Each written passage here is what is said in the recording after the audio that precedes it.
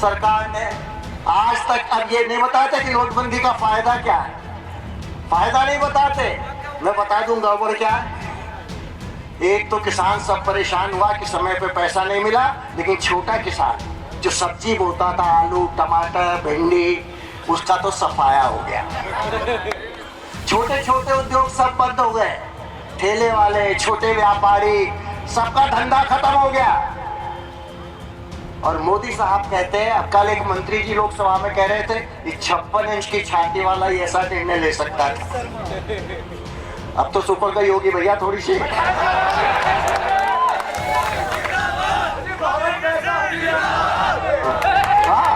आपका पैसा और आप भी बैंक से नहीं निकाल सकते।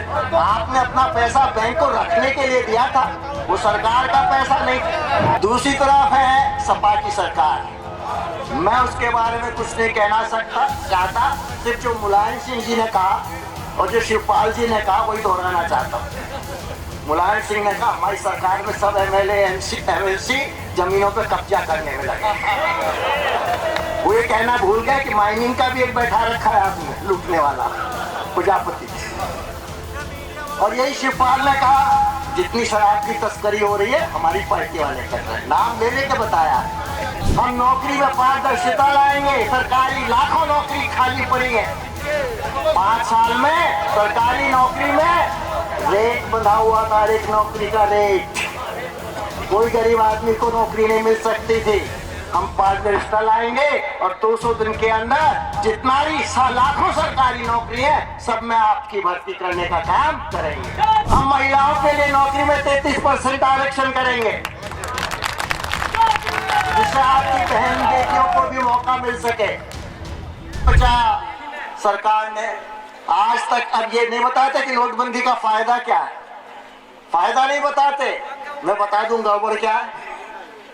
एक तो किसान सब परेशान हुआ कि समय पे पैसा नहीं मिला, लेकिन छोटा किसान जो सब्जी बोता था, आलू टमाटर भिंडी, उसका तो सफाया हो गया। छोटे छोटे उद्योग सब बंद हो गए। ठेले वाले, छोटे व्यापारी, सबका धंधा खत्म हो गया। और मोदी साहब कहते हैं, अब कल एक मंत्री जी लोकसभा में कह रहे थे कि 56 इंच की छाती वाला ही ऐसा निर्णय ले सकता था। अब तो सुपर गई होगी भैया थोड़ी सी।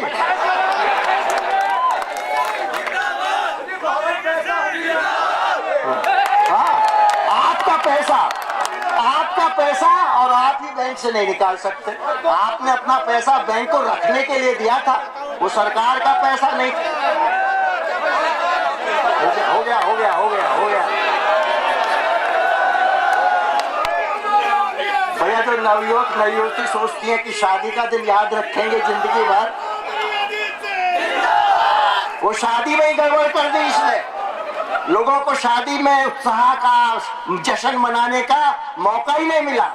हजारों लाखों नवयुवक नवयुवती बेचारे ऐसे ही शादी करके चले गए। बेचारे पंडित जी को भी पैसा नहीं मिला शादी कराने वाले को। तो इसलिए मोदी साहब तो गए ना। हिंदुस्तान में यूपी में करा दिया मुस्लिम और हिंदू का झगड़ा, और हरियाणा में जातियों का झगड़ा करा दिया, और आर्मी बुला ली ना आपके खिलाफ। वोट दोगे कभी भाजपा को? भाजपा का सफाया।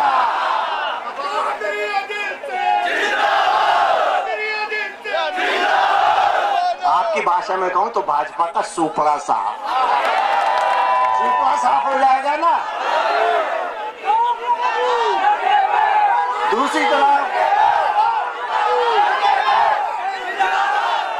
दूसरी तरफ है सपा की सरकार। मैं उसके बारे में कुछ नहीं कहना चाहता। सिर्फ जो मुलायम सिंह जी ने कहा और जो शिवपाल जी ने कहा वही दोहराना चाहता हूँ। मुलायम सिंह ने कहा हमारी सरकार में सब एमएलए एमएलसी जमीनों पर कब्जा करने में लगे। वो ये कहना भूल गए कि माइनिंग का भी एक बैठा रखा है आपने, लूटने वाला प्रजापति। और यही शिवपाल ने कहा जितनी शराब की तस्करी हो रही है हमारी पार्टी वाले कर रहे हैं। नाम ले लेके बताया। हर एक थाने में क्या हो रहा है पता है आपको? बहुत बड़ा घोटाला। अगर किसी गाड़ी पे सपा का झंडा तो समझो उसके अंदर गुंडा। और किसानों के लिए इन्होंने भी कुछ वायदे किए थे। अब तो नया घोषणा पत्र आ गया है। पुराने याद दिला दूं वायदे नवयुवक को। बेरोजगारी भत्ता मिल गया, किसानों का 50,000 तक का कर्जा माफ हो गया।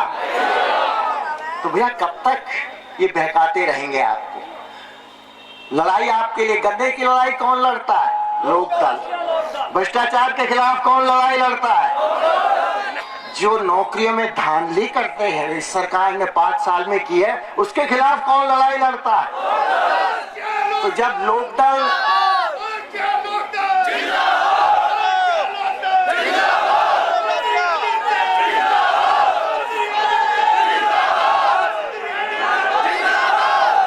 लोकदल की पार्टी मैं नहीं है, ये नहीं है, आप हो लोकदल, आप हो लोकदल।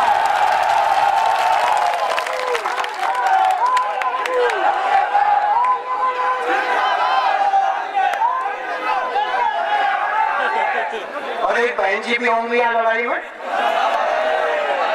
बहन जी राजनीति में नहीं है, बहन जी का धंधा दूसरा है। टिकट वालों को सबको पता है बहन जी का क्या धंधा है। अब तो जो मिलने जाता है उसको भी पता है क्या धंधा है। राजनीति से उनको कोई मतलब नहीं।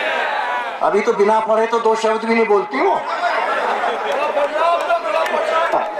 तो इस बार फिर से लोकदल को झंडा बुलंद करने का मौका आपको मिला है।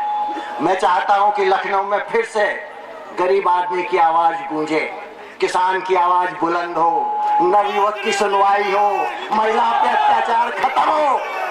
और ये आपके हाथ में है।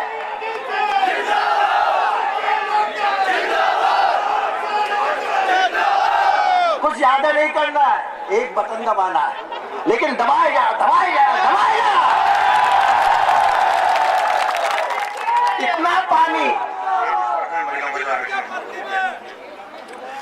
इतना पानी बहाओ, इतना पानी बहाओ, सारे उम्मीदवार बह जाए और लोकदल का उम्मीदवार लखनऊ पहुंच जाए। हम क्या करने वाले हैं, अभी घोषणा पत्र आप देख लीजिएगा डिटेल में। सरकार बनते ही 100 दिन के अंदर जो अखिलेश ने 1200 करोड़ रुपया गन्ना किसानों का जो ब्याज का मिलना था और माफ कर दिया था, वो किसानों को दिया जाएगा। किसान आयोग बनेगा, वो तय करेगा कि किसानों की आजीविका में क्या करना चाहिए जिनसे उनकी तरक्की हो सके। हम नौकरी में पारदर्शिता लाएंगे। सरकारी लाखों नौकरी खाली पड़ी है। 5 साल में सरकारी नौकरी में रेट बंधा हुआ था, एक नौकरी का रेट। कोई गरीब आदमी को नौकरी नहीं मिल सकती थी। हम पारदर्शिता लाएंगे और 200 दिन के अंदर जितना भी लाखों सरकारी नौकरी है, सब में आपकी भर्ती करने का काम करेंगे। हम आपके लिए छोटे उद्योगों को बढ़ावा देंगे। छोटा उद्योग बढ़ेगा तो आपको रोजगार मिलेगा। टेलीफोन बांटने से रोजगार नहीं मिलना, आपका भला नहीं होने वाला। अखिलेश जी तो बांट रहे हैं ना, अगली बार चार्जर बांटेंगे। हम महिलाओं के लिए नौकरी में 33% आरक्षण करेंगे, जिससे आपकी बहन बेटियों को भी मौका मिल सके। इसलिए ज्यादा कहने की जरूरत नहीं। अगर आपको एक ईमानदार सरकार चाहिए, आज पूरे प्रदेश में लोग बदलाव चाहते हैं। इतना परेशान है लोग कि आज चौधरी साहब को याद कर रहे हैं सब। एक ईमानदार सरकार, एक जनता की सुनवाई करने वाली सरकार, एक किसानों की मजदूरों की सरकार, जो नवयुवकों के भविष्य के बारे में सोचे, ऐसी सरकार वो लोकदल दे सकता है और कोई देने वाला। और इस बार मौका है बहुत दिनों बाद लहर लोकदल की है। पश्चिम में लहर लोकदल की है और ये लहर पूरब में भी जाएगी ना। यहाँ लहर पैदा कर दोगे ना। इसलिए ये जो तारीख आ रही है 11 तारीख, बहुत महत्वपूर्ण तारीख है। जो रूठे लोग हैं उनको भी मनाने की कोशिश कर लो। सब ठीक है जी। अब तक तो भैया जो कुछ मैं एक बात और कह दूं, ऐसे तो मुझे लग रहा है कि आपके दम पे जीत जाएगा। लेकिन चुनाव के दिन अपनी बीवी को भी ले आना वोट दिलाने, भूल मत जाना। घरवाली को लाओगे ना, बहनों को लाओगे ना। एक एक वोट महत्वपूर्ण है इस चुनाव के लिए। इसलिए बहुत अभी 2 दिन बाकी है। ये जो बाजीगर है ना मोदी, और इसका टुकटुकी बजाने वाला अमित शाह, जरूर कुछ वायदे करेंगे, जरूर लोगों को बहकाने की कोशिश करेंगे। समझ चुके हैं, आप ठीक कह रहे हो, लोग समझ चुके हैं इनको। बेचारे अखिलेश के बारे में क्या कहूं, जो अपने बाप का नहीं हुआ आपका हो जाएगा। इसलिए मैं आपको बहुत, आपने मेरा जोश बढ़ा दिया आज। अब अगली मीटिंग बहुत अच्छी हो जाएगी।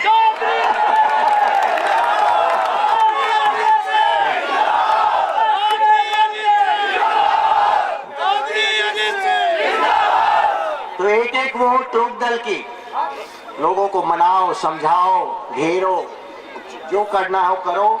लेकिन इस बार मैं एक बात और कह दूं, मैं 30 साल से राजनीति कर रहा हूं। जो कुछ मुझे मिला है मेरे लोकसभा क्षेत्र ने दिया है, जिसमें आप लोग भी शामिल हो। अब उस जो मेरा कार्यकाल रहा, अब उसकी संध्या मुझसे आपसे एक ही बात कहनी है, इस बार लोकदल को वहीं पहुंचा दो जहां पहले लोकदल हुआ करता। फिर से एक बार यशवीर को आशीर्वाद दे दो।